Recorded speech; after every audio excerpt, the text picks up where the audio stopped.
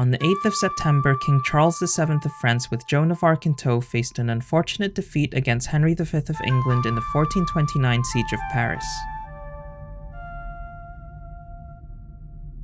The 100 Years' War was a series of conflicts between England and France from 1337 to 1453, concluding in the expulsion of the English by Charles VII of France, a feat 4 generations of kings were unable to do. But this wouldn't be without many setbacks. Joan of Arc is a patron saint of France and became regarded as a defender of the French nation for her contribution in the siege of Orleans. The visions of angels and saints she claimed to see would be what motivated her to join the military, that she was meant to help King Charles VII save France from English domination under Henry V of England.